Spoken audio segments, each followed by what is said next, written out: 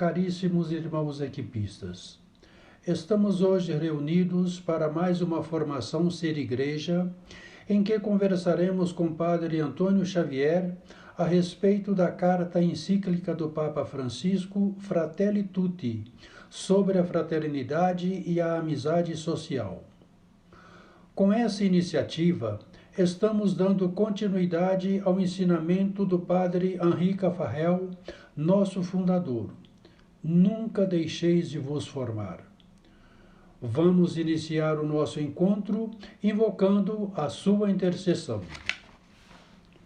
Deus nosso Pai, pusestes no fundo do coração do vosso servo, Henri Caffarel, o impulso de amor que o ligava sem reservas a vosso Filho e o inspirava a falar dele. Profeta para o nosso tempo, ele mostrou a dignidade e a beleza da vocação de cada um, conforme a palavra de Jesus dirigida a todos: vem e segue-me. Ele tornou os esposos entusiastas da grandeza do sacramento do matrimônio, que significa o mistério de unidade e de amor fecundo entre o Cristo e a Igreja. Mostrou que sacerdotes e casais são chamados a viver a vocação para o amor.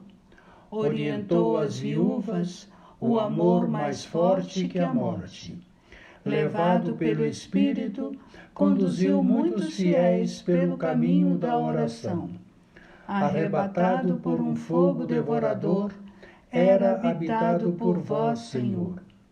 Deus nosso Pai, pela intercessão de Nossa Senhora, pedimos que apreceis o dia em que a Igreja há de proclamar a santidade de sua vida, para que todos encontrem a alegria de seguir vosso Filho, cada um segundo sua vocação no Espírito.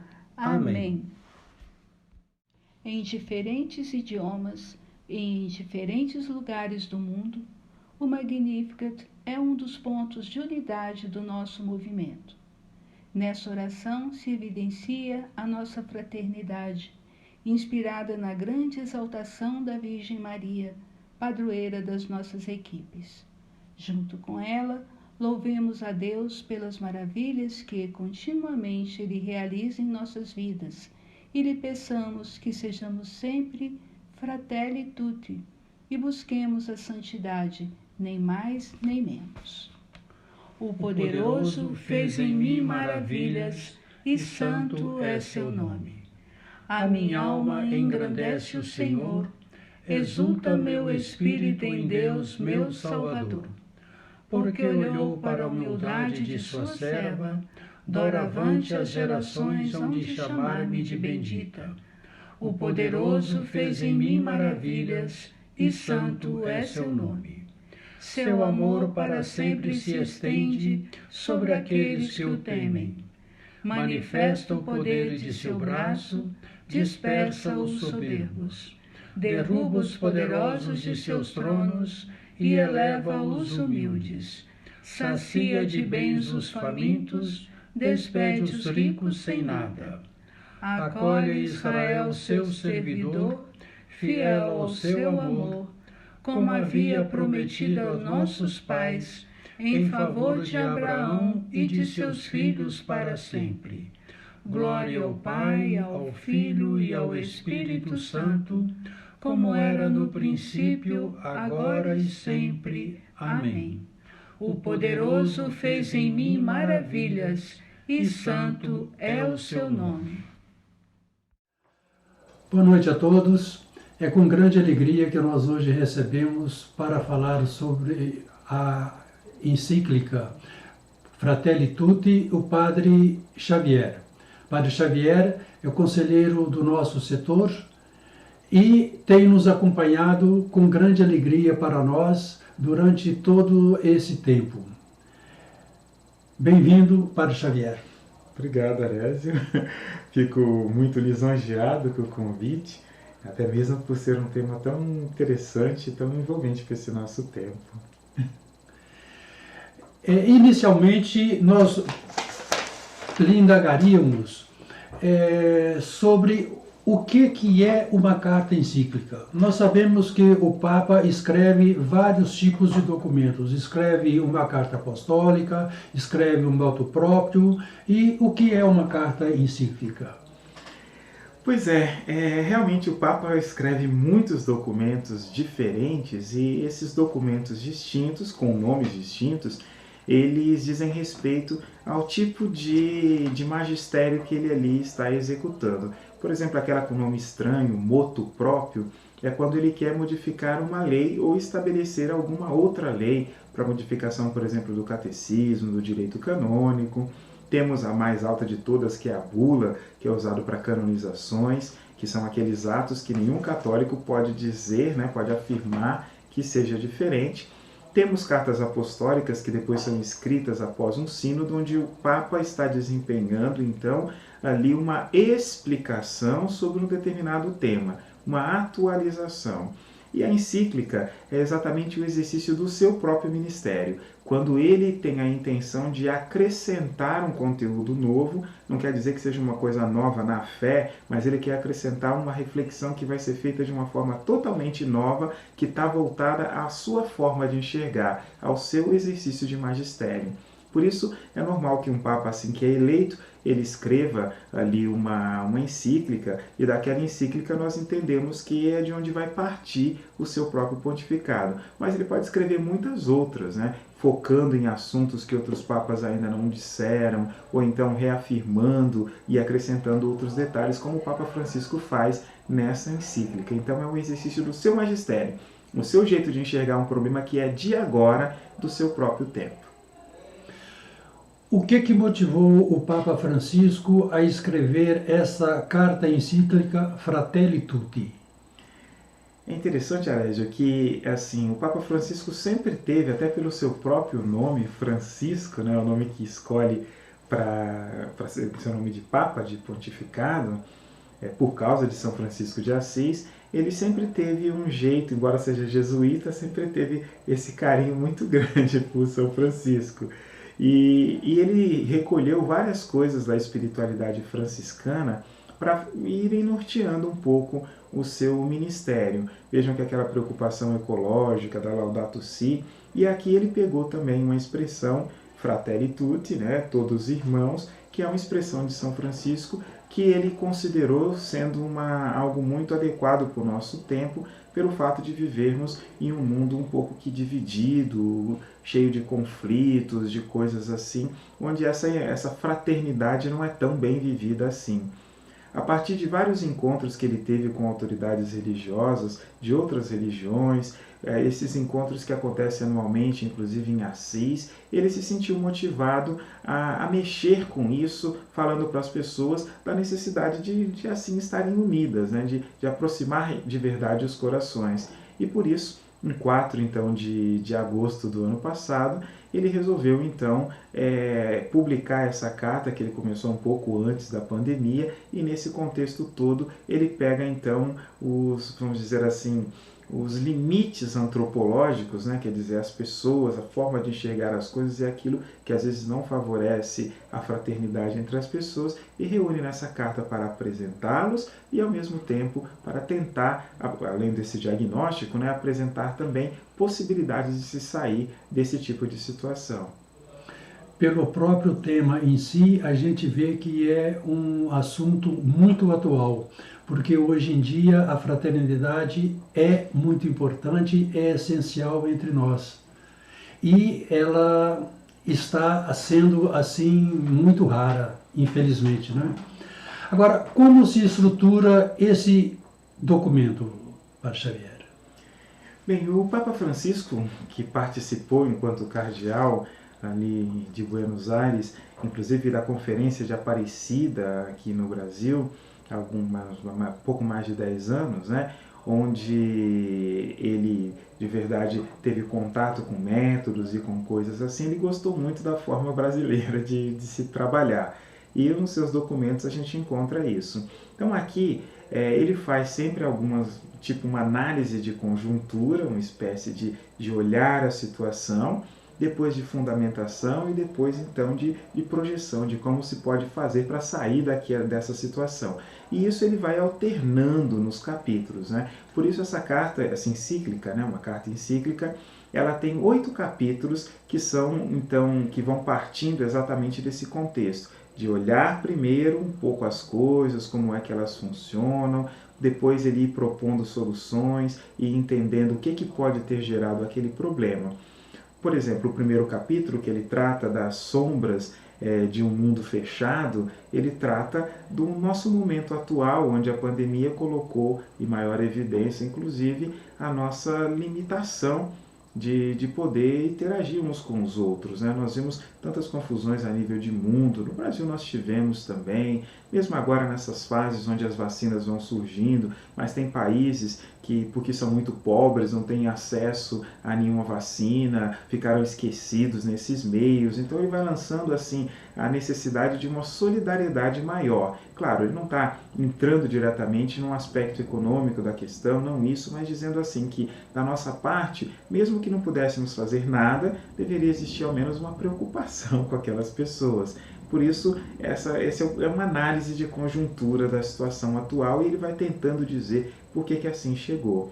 O segundo capítulo ele fala de um estranho no caminho, né? Quando alguém começa a encontrar uma pessoa no meio do caminho e começa a tratá-la com estranheza, que é o que acontece na nossa vida o tempo todo, né? Mas a nível de mundo, a nível de realidade, como é que essas coisas terminam por acontecer. Depois ele começa a propor soluções realmente, falando então dessa passagem para um mundo que seja um mundo aberto. Mas claro, não é o mundo que é aberto, é o coração da pessoa que está aberto para aquele outro que ali está, porque a fraternidade não é construída em conceito. A fraternidade é construída em gesto, em aproximação, em proximidade, naquilo que o Papa chama sempre, e também nesse documento de cultura do encontro. Depois ele vai partindo ainda com mais 5 capítulos, até chegar no ponto principal que ele quer, que é dizer qual seria a contribuição das religiões nesse tipo de processo, onde se estabelece para as pessoas o desejo de se abrir e de acolher, inclusive, o outro. E aqui o acolher é para criar de verdade uma grande fraternidade, entendendo que não se trata de criar uma estrutura, é criar nas pessoas o desejo de estarem juntos. De acordo com o Papa, essa encíclica foi fruto de um encontro que ele teve com o irmão Ahmed Al-Tayeb e o patriarca ortodoxo Bartolomeu.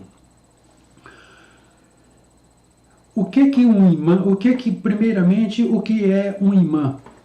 E depois, a que corresponde o patriarcado ortodoxo do patriarca Bartolomeu? E qual a importância desse encontro para a elaboração desse documento do Papa? Muito bom. Bem, primeiro, o imã representa uma autoridade muçulmana. Não é como o Papa, porque os muçulmanos não possuem uma centralização, eles são descentralizados, né? Mas o imã corresponde a uma dessas altas autoridades e esse, no caso, este imã corresponde àquele que está ali no Emirados Árabes e que acaba cuidando, meio que coordenando os muçulmanos por ali. Essa coordenação sempre se dá muito mais por afiliação do que por autoridade direta, mas de qualquer forma é uma grande referência. Então nós estamos falando de um muçulmano, de alguém do Islã. O patriarca Bartolomeu ele é o patriarca greco-ortodoxo de Constantinopla.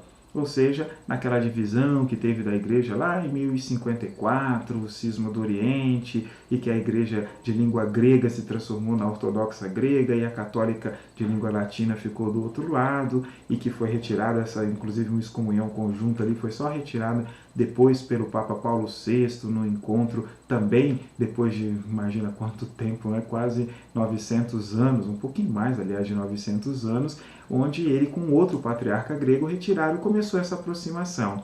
o patriarca ortodoxo grego ele se considera exatamente o sucessor do apóstolo André, irmão de Pedro. É interessante que no início pontificado de Francisco, quando ele recebeu a visita desse patriarca, ele o saudou desse jeito: André, meu irmão, quanto tempo! Exatamente Pedro e André, os dois sucessores assim. Bem, nas conversas que o Papa sempre teve com esses, ele manteve assim aquele diálogo, entendendo, buscando compreender qual é o tipo de contribuição que as autoridades religiosas, e então as religiões, também deveriam dar no mundo de hoje, às vezes estão perdidos sem referência. É por isso que esses encontros são muito importantes, porque a gente traz experiências de lugares diferentes. Um está lá na Ásia, o outro está lá na Europa ali oriental, o Papa ali na Europa ocidental em Roma e correspondendo a todo o Ocidente, para se poder pensar os problemas juntos e, a partir de matizes que são distintas, encontrar aquilo que tem de comum para que a gente possa trabalhar juntos. É por isso que isso motivou dizer: somos diferentes, mas precisamos nos aproximar. E é daí exatamente o sentido da própria palavra fraternidade. Muito bom. Eu já estava pensando justamente em falar dessa ideia da fraternidade que aparece de uma atitude concreta, uma atitude do Papa procurando um imã, ou uma atitude do Papa procurando um patriarca. Então, isso sim não é só falar de fraternidade, é exercer a fraternidade, né? Nesse documento, o Papa fala da política como uma forma suprema de caridade. Hoje em dia, para nós, a política ela está um pouco estigmatizada. E como é que seria possível a política ser encarada como uma forma de caridade? Pergunta é muito boa, Arésio. E realmente nós estamos num mundo onde falar em política é quase sempre arrumar confusão. Mas a política em si, ela é, até a sua própria raiz da palavra, ela diz respeito à vida da pessoa na cidade, né? A polis, né? A política, então aquilo que o homem faz dentro da cidade. Tudo que nós fazemos, de certa forma, é um ato político. E aqui, separando um pouco da política partidária, porque a política partidária são propostas de matizes, referências diferentes, para que se possa desempenhar naquele lugar. Mas a política em si, aquela que todas as pessoas vivem, e mesmo essa das autoridades já constituídas, e não as que pleiteiam posição, então não se trata de eleição, mas se trata daqueles que já possuem a autoridade, a função para desempenhar. Bem, por que a política é o exercício assim supremo da caridade, como lembra o Papa Francisco? Porque a política ela é a arte de fazer o bem possível, de fazer o bem à maior parte de pessoas dentro de um determinado espaço. Ou seja, no contexto da política, ninguém deveria ficar esquecido, não deveria haver excluídos, mas não quer dizer que se realiza o sonho de todo mundo ou de alguém, mas se faz aquilo que faz bem para todo mundo. E é por isso que é a forma de exercício supremo de caridade. Porque uma pessoa sozinha, ela é capaz de fazer algo muito limitado. Quando ela está estamos diante de um contexto político, a coisa acontece de um outro jeito, mais profundo. Um exemplo que é bem cativante daquilo que o Papa mesmo escreve na encíclica é o exemplo assim, que ajudar uma pessoa, ele diz inclusive um idoso, né, ajudar a atravessar um rio, sei lá, colocar na canoa, levar para o outro lado, mas ajudá-lo a atravessar o rio, isso é um exercício de caridade. Isso está ali dentro das possibilidades de alguém que possui uma canoa, que possui um barco.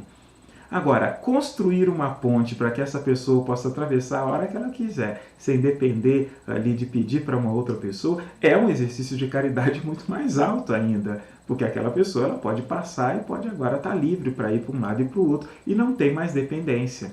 E por isso, a caridade que é feita de maneira pessoal, ela quase sempre precisa ser repetida continuamente. Agora, quando ela é feita através da política, a gente é capaz de chegar em soluções que não só resolvem os problemas, mas também criam, ou devolvem, ou estabelecem, sei lá qual seria a melhor palavra, porque cada caso vai ter uma coisa, a dignidade para aquela pessoa, dando a ela o não precisar depender Então é o bem que lhe é feito uma vez e que a partir daquele bem ela pode planejar outras coisas, pode levar a sua vida para frente sem depender novamente de ficar recebendo esses mesmos benefícios, né? Por isso é a forma suprema de caridade, a política bem desenvolvida, bem estabelecida, em função da coisa certa, ela realmente é fonte de dignidade para as pessoas. Por isso, ela é indispensável. Que bom seria se os nossos políticos entendessem isso, não é? E colocassem em prática, não é? É o nosso sonho.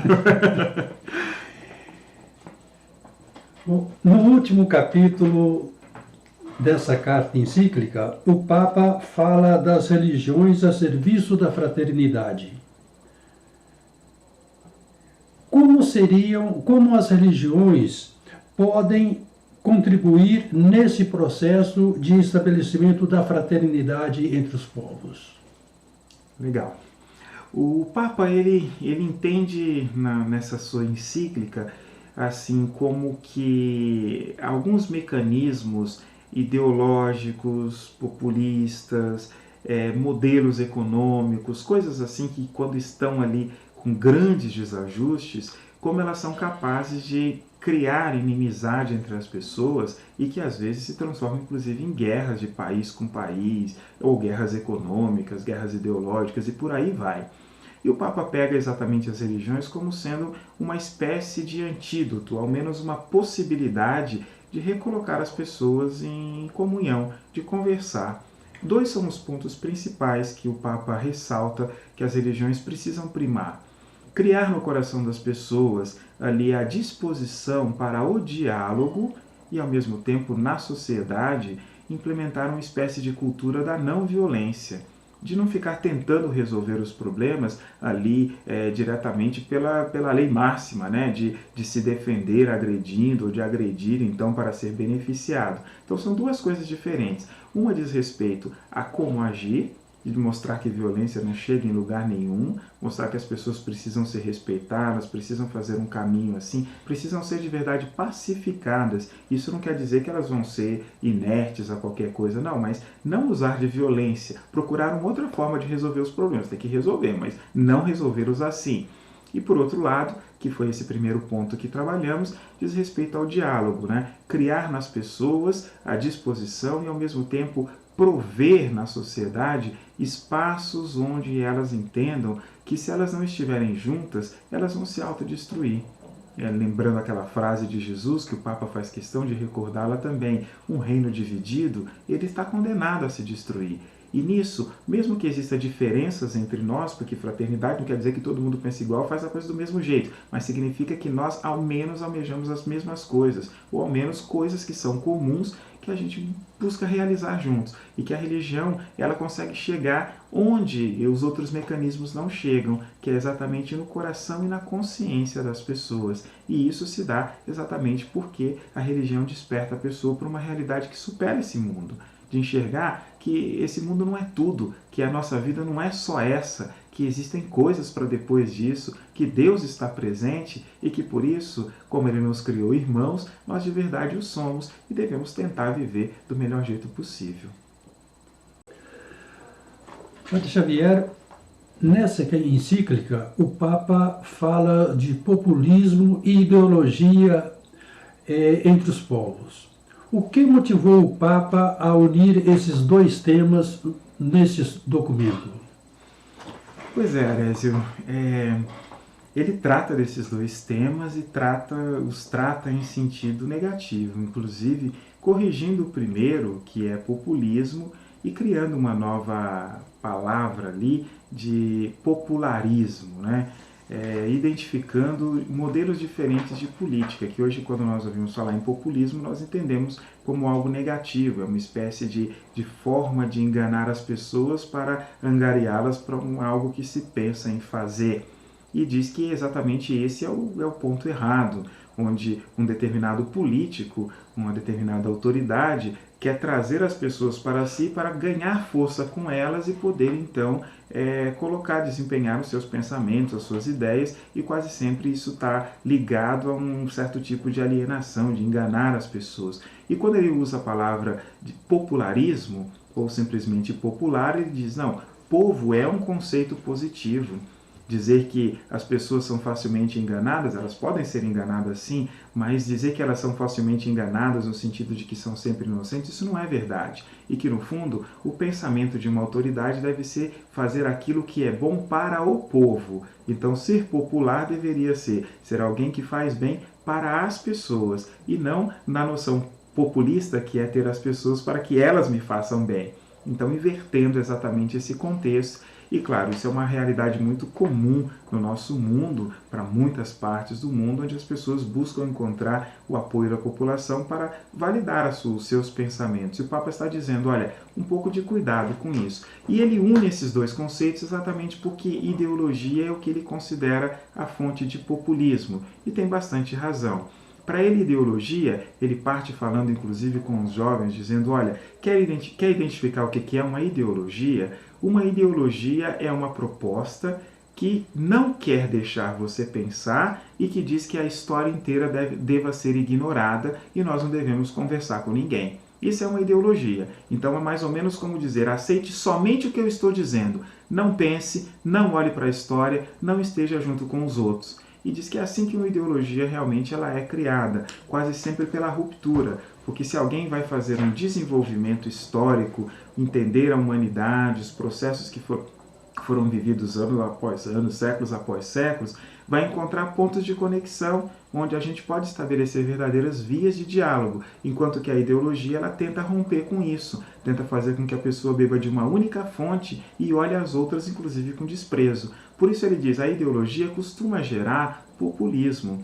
Mas, se nós partimos de um pensamento mais sóbrio, isso não quer dizer que a gente não esteja fidelizado a certas ideias. Mas isso não é ideologia.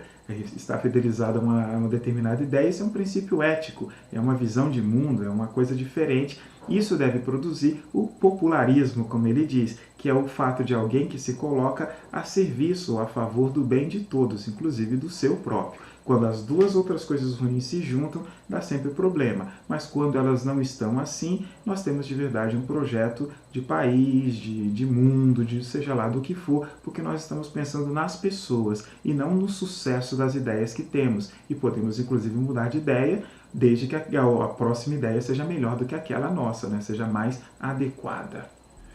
Como, segundo o Papa, pode-se encontrar a verdade e obter-se um consenso? Essa é uma questão realmente bem assim, quente, né?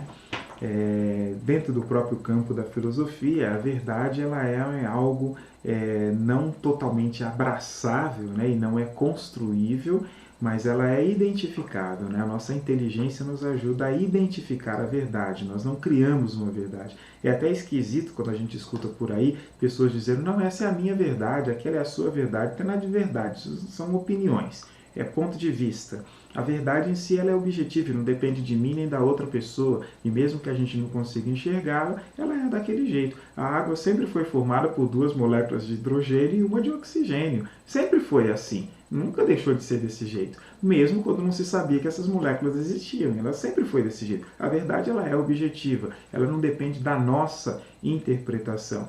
Nós quando tentamos falar dela, utilizamos daquilo que nós temos em torno a nós. Agora, no nosso mundo, existe algo muito complicado, que é o relativismo, que é essa ideia de dar razão para todo mundo na tentativa de construir uma paz onde não exista nenhum tipo de contenda. Só que isso não dura tempo nenhum. Porque o relativismo ele é a negação da verdade. É de dizer que o que vale são as nossas interpretações. Só que não é assim. Não é desse jeito que a vida funciona. Eu amo ou não amo, eu gosto ou não gosto, eu faço ou não faço, eu sou ou não sou. Não existe outra coisa, outra maneira de se entender as coisas, por mais que possa ser, inclusive, contrária à nossa vontade. Então nós não devemos ter, e isso que o Papa lembra, assim, medo e nem dificuldade de nos confrontarmos de maneira respeitosa com aquilo que não constrói e que realmente não é verdade. Porque a partir do choque dos pontos de vista, e aqui o choque não é confusão, é que nós vamos então burilando e entendendo mais profundamente a verdade das coisas. E é por aí que se começa a construir os consensos, inclusive, as ideias que são assim aceitas por todas, né? Que são as profundas, aquelas que não são negociáveis. Por exemplo, o valor da vida não é relativo, ele é absoluto. E sem ter bases que sejam absolutas, a gente sempre vai estar andando aí à deriva. É importante isso. E o Papa Francisco faz questão de dizer, é claro que os consensos têm que ser criados, mas os consensos só são criados entre pessoas que são educadas, respeitadoras e amáveis. E por isso diz que é importante a gente recuperar a amabilidade, a educação e a nossa capacidade de diálogo, porque a cultura do encontro produz diálogo, mas quem não quer ouvir, quem não quer tentar entender, jamais vai ser capaz de dialogar com qualquer pessoa, mesmo que a superação de uma determinada coisa não fique tanto dentro do ponto que nós estávamos, mas nós pelo menos evoluímos um pouco mais nessa busca da verdade. Mas a verdade ela não é a interpretação da pessoa, a verdade é verdade.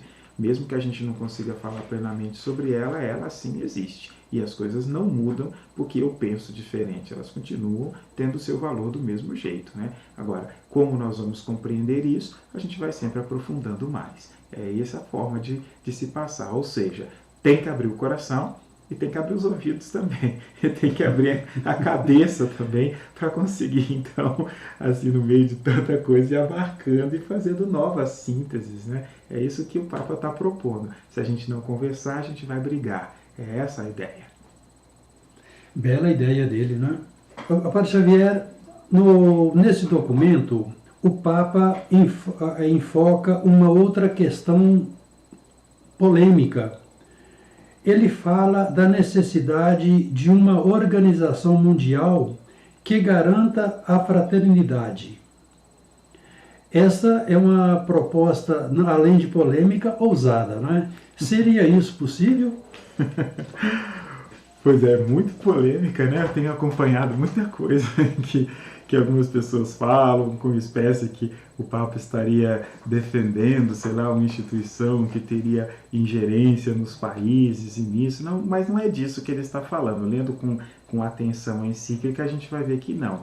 Ele ressalta, inclusive, a vocação inicial da ONU, e ele a critica, dizendo que, em muitos momentos, ela se distancia disso, porque o que existe de necessidade é uma organização, e essa organização não quer dizer um poder, não quer dizer nada disso, que a gente tem algum jeito de colocar o mundo em diálogo, o mundo em conversa, para que a solução não venha dessa organização, mas uma organização que provenha essa forma de se conversar. Claro, isso poderia ser a ONU, poderia ser outra coisa. Isso é feito, claro, de maneira diplomática, né? Não tem autoridade direta, não tem ingerência, não é o que alguns, inclusive, costumam chamar de nova ordem mundial, um governo centralizado, uma coisa. Não tem nada a ver com isso. Tem a ver, sim, com um mecanismo, uma organização que possa favorecer diplomaticamente o diálogo. E o Papa Francisco pode falar muito bem disso, porque ele já intermediou diálogos entre muitos adversários. Na verdade, parece que ele gosta de viajar para os lugares mais complicados, mais complexos, para estabelecer pontes, como ele mesmo sempre diz.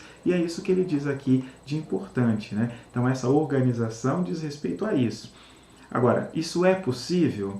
Bem, é complicado, realmente, né? Porque como nós temos muitos pensamentos distintos aí, espalhados pelo mundo, e às vezes entendemos que a democracia é a arte de perder pouco e não de conversar com os outros, não de buscar um bem que não seja comum, e realmente às vezes a coisa fica bem difícil, né? Um exemplo mesmo é a própria ONU, que tem exatamente um estatuto de um jeito, deveria funcionar de um jeito e depois pode se transformar também num depositário de ideias, de coisas que são distintas e que não faz bem e que são até contrários, onde grupos ideológicos podem se aproveitar e mandar ali ver as suas pautas, né? Então é um pouco complexo. Se é possível ou não, eu não sei. Ele só detecta dizendo assim, bom seria se nós tivéssemos, mas é esse contexto. É algo diplomático que pudesse colocar então os países, os governos em comunicação de tal forma que a gente pudesse não só trocar experiências, mas trocar aquilo que a gente tem de bom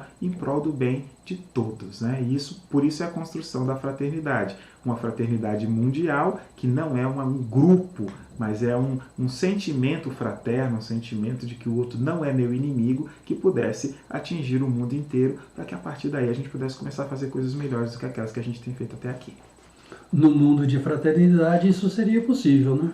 Pois é, agora daqui para lá. Outro conceito que é enfocado pelo Papa na encíclica é o da amizade social. inclusive dando subtítulo à encíclica. Em que consiste isso?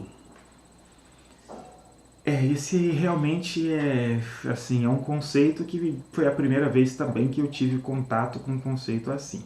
Mas o Papa ele trabalha da seguinte forma: existe a amizade típica que nós temos de afinidade afetiva com outras pessoas e que nos aproximam delas e criamos grupos que por afinidade realmente, por afeto, por histórias que se cruzam, elementos que são comuns. E aqui ele propõe um outro modelo, que amizade social seria sinônimo do que ele quer chamar de fraternidade, que é o respeito à dignidade das outras pessoas, de tal forma que a gente também se aproxime delas. Então é assim, não se passa pela superação de diferenças, não se passa por isso, não se passa por um relativismo de dizer, bem, cada um escolhe o que quiser e está tudo bem, não é isso que está em jogo, mas reconhecer no outro a dignidade que ele possui e a partir disso, mesmo com as diferenças, buscarmos os pontos que são comuns para que a gente possa então ter uma pauta sobre a qual a gente possa trabalhar.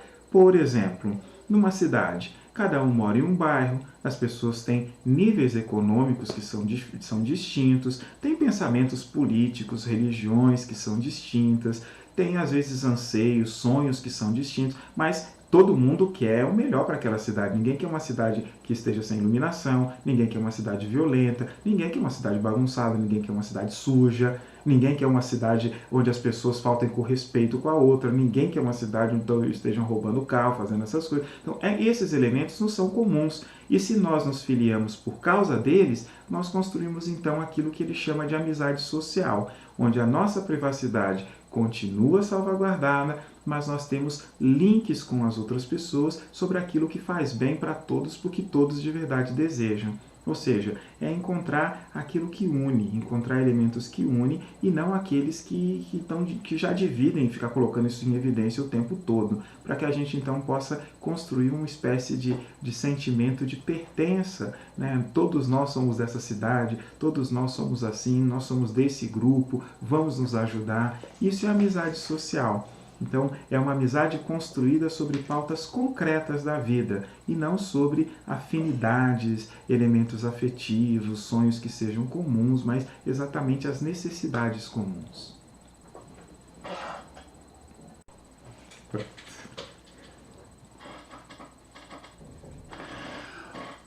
Nessa encíclica, o Papa enfoca dois mundos, um mundo que é fechado e um mundo aberto.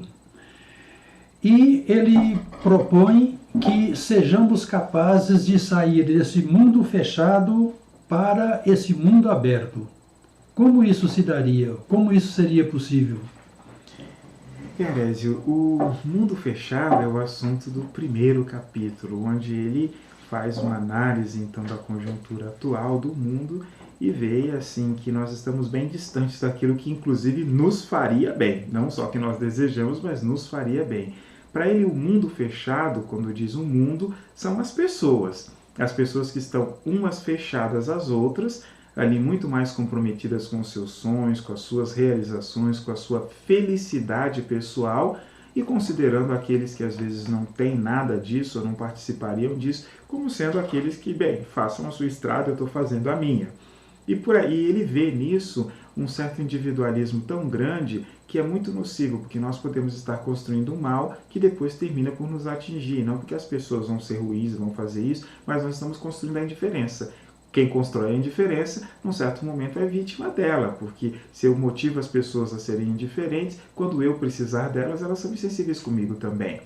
E esse mundo aberto é exatamente o mundo sensível à realidade dos outros, o mundo que tenha recuperado a sua capacidade de amabilidade, de enxergar o outro como alguém necessitado de ajuda, de proximidade e tudo mais, e que por isso está aberto à fraternidade, que é a palavra central daquilo que ele quer colocar. Dizer o seguinte: nós precisamos estar abertos a uma espécie de cultura do encontro, que é primeiro nos encontrarmos com os outros para depois construirmos alguma coisa juntos. Não é que nós nos encontramos para construir, nós nos encontramos porque somos gente.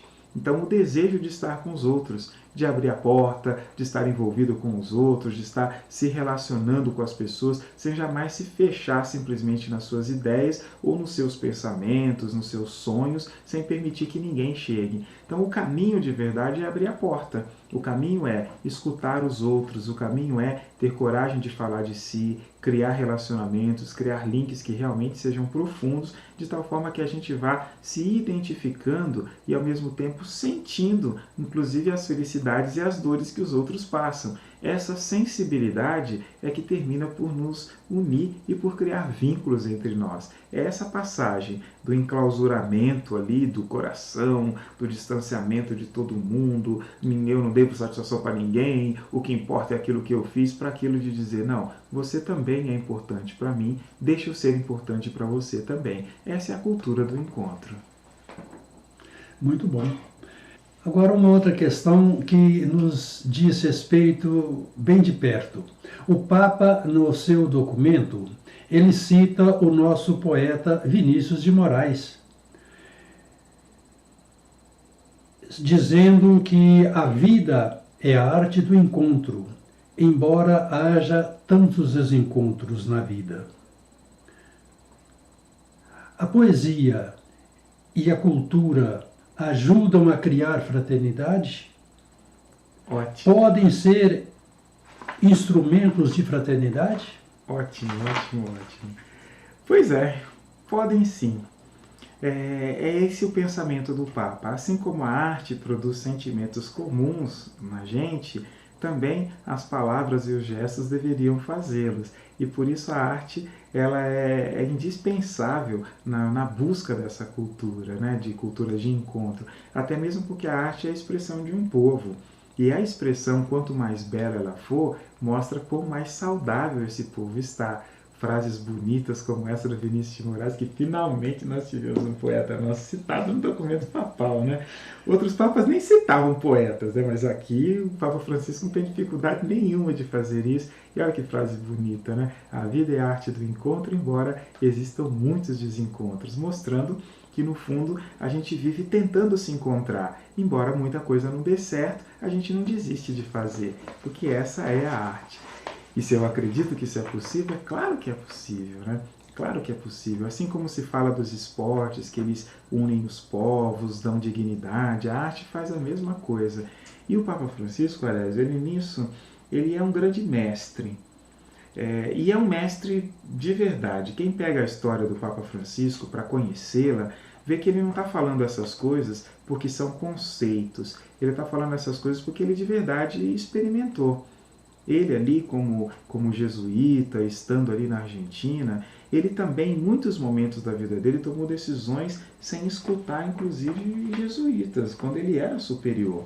E que depois foi percebendo que aquelas não eram as melhores escolhas. Então ele já teve uma postura lá atrás de tentar resolver com a sua cabeça, como ele diz, né? Decisões tomadas no centro do poder quase nunca estão pautadas na realidade, porque é a realidade que nos esclarece o que realmente a gente precisa fazer. Então o contato com a realidade é importante. E ele começou a fazer exatamente esse caminho. Esses conceitos não são conceitos imaginários ou de escritório, né? Ele começou a fazer esse caminho.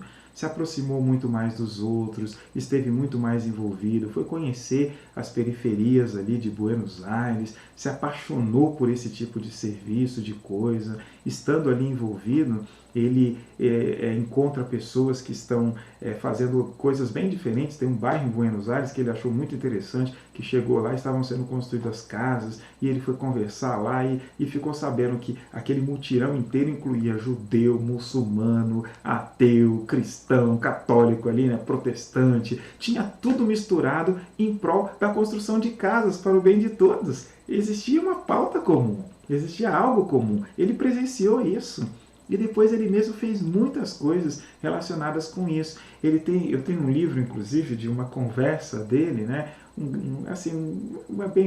É uma entrevista. Uma pessoa entrevista ele e um rabino, né? Um judeu, lá de Buenos Aires, que eles eram muito amigos, né? muito próximos, e foi ele que se aproximou desse judeu, e eles vão conversando ali, apresentando diferenças, inclusive entre o judaísmo e o cristianismo, coisas que um admira no outro, que o judeu admira no cristianismo, que ele admira no judaísmo, e vão conversando, e é interessante que perguntas que entre gente mais atiçada assim poderia sair fogo, entre eles sai o quê? Sai admiração.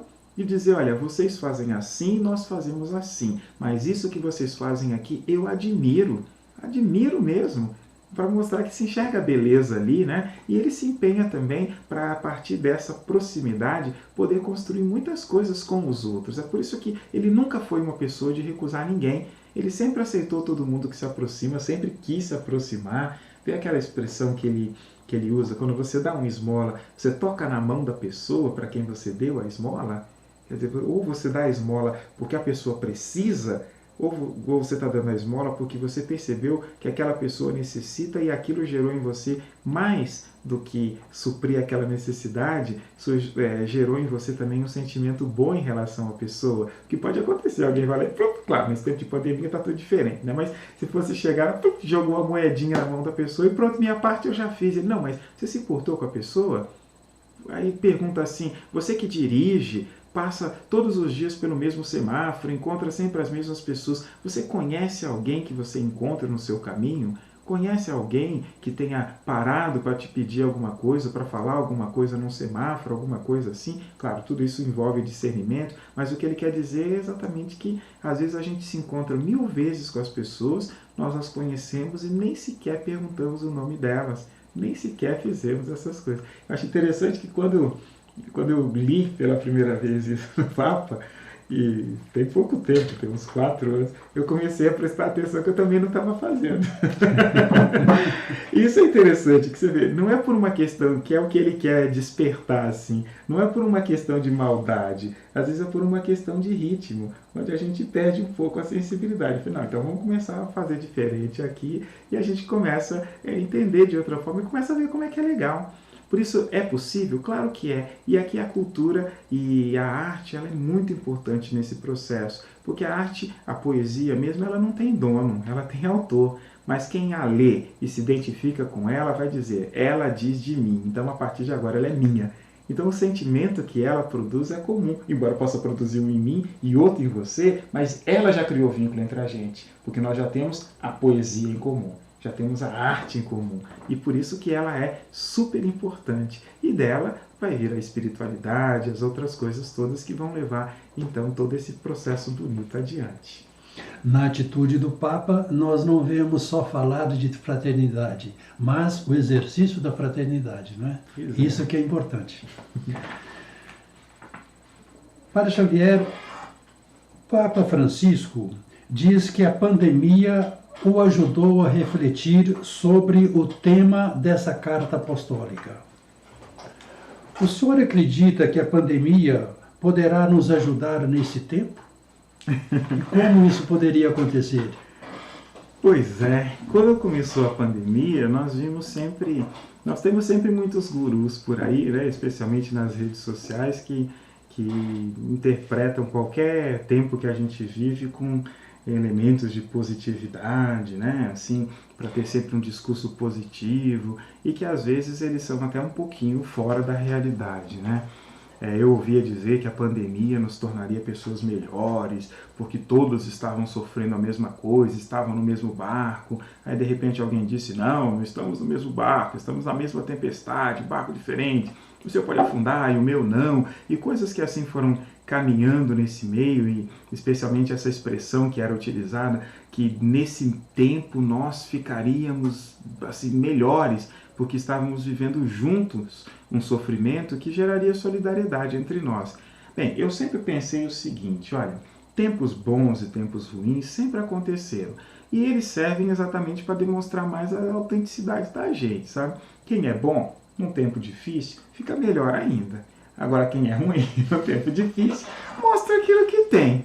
Claro que existe sempre uma oportunidade de conversão, quer seja tempo bom, quer seja tempo difícil, mas não é por causa do tempo, isso é por causa da pessoa, né? Às vezes, um tempo difícil, farinha pouca, meu pirão primeiro. Então, não quer dizer que isso vá transformar as pessoas de maneira imediata. Mas eu acho que, assim, muitas coisas foram despertadas nesse tempo também, e por isso é bem oportuno essa encíclica do Papa para estabelecer algumas bases, algum caminho que seja mais sólido, sobre o qual a gente realmente possa se apoiar. Porque também nós encontramos muitas ideias e muitas coisas difusas por aí, mas quase sempre elas são muito pessoais e às vezes até egoístas. Algumas pessoas que dizem não se importa com o que os outros dizem. É claro que você tem que se importar. Imagina se um pai ensinaria isso para o seu próprio filho, não se importe com o que eu estou dizendo. É óbvio que vai importar. Agora, as coisas elas têm mais importância quando as pessoas que dizem aquilo são próximas e ligadas a nós. Então, quem me quer bem, quando fala alguma coisa para mim, quer seja boa, quer seja ruim, é claro que eu vou levar em consideração. Agora, quem não me conhece, quem está por aí, sei lá o que é que vai falar, é claro que isso ali não tem o mesmo peso, mas pode até ser verdade, mas não tem o mesmo peso para mim. Agora, dizer, ignore as pessoas, siga só a sua cabeça, isso é meio complicado. E nesse meio difícil que nós vivemos, inclusive de recuperação, de uma pandemia, eu acho que é muito interessante isso que o Papa Francisco diz, porque todos nós, em algum nível, viveu as consequências de isolamentos. Não é o isolamento no sentido de quarentena, mas de isolamentos, porque a gente realmente não pode ir, as pessoas realmente não podem vir, as coisas funcionam, quando funcionam, estão limitadas, ou então não funcionam, estão assim paradas por enquanto, esperando uma nova fase.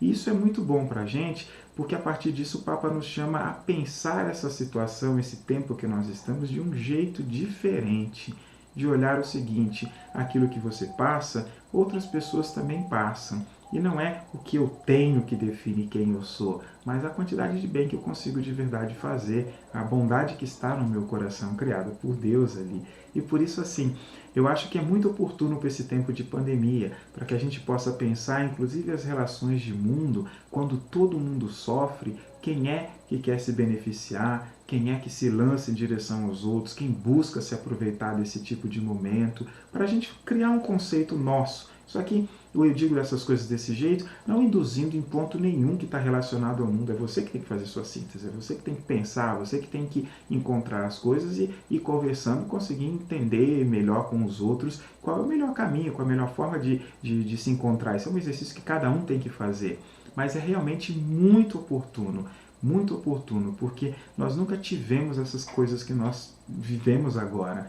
E é bom que isso venha agregar em nós para nos fazer pessoas melhores, né? E não exatamente fazer-nos entender que porque coisas assim podem acontecer, então muito mais a gente precisa se precaver para que eu esteja bem e os outros bem, cada um faça a sua estrada. Isso não é legal. Por isso eu acho muito oportuno da parte do Papa, que se preocupou com tudo, até com indulgência, com bênção direto de Roma, com estar envolvido com tudo ele pensou, né? Ele disse para nós padres, né? Assim, tenham mais amor pelas pessoas do que medo do vírus. Olha que coisa danada. E ele também fez isso, né? Para entender o seguinte, que não está dizendo para a gente vai lá e se lance, se suicide, porque fique doente, embora muitos tenham ficado, como eu também fiquei, mas a intenção não é empurrar a gente para isso, mas dizer assim, olha, dentro do possível, não se negue, porque o tempo é um tempo de necessidade. E quem é que sabe se você não está vivendo esse tempo exatamente porque é isso que Deus espera de você? É uma coisa bonita da parte do Papa Francisco. Com certeza. Meus amigos, é com certa tristeza que nós chegamos ao fim desse nosso encontro.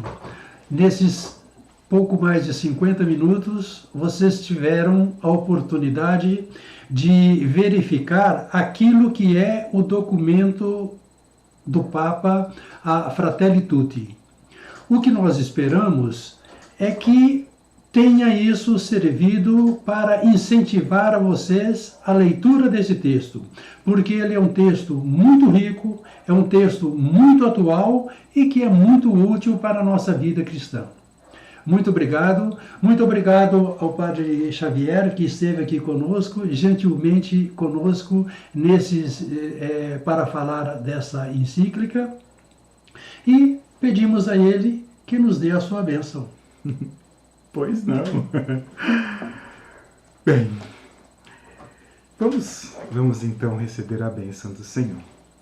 Derramai, Senhor, a vossa bênção sobre nós, sobre as nossas famílias, e ajudai-nos diante desse grande desafio e proposta do nosso Papa de sermos pessoas, homens e mulheres de comunhão, para que estabeleçamos comunhão nas nossas casas, nas nossas relações e possamos sempre ser, conforme a vossa vontade, instrumentos de paz, em nome do Pai, do Filho e do Espírito Santo.